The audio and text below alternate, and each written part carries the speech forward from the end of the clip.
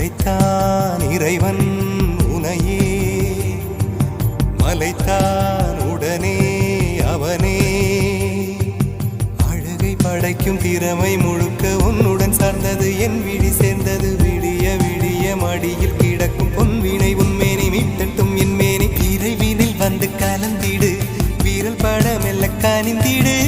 உடல் மட்டும் இங்கு கிடக்குது, உடன் வந்து நீயும் உயிர் கொடு.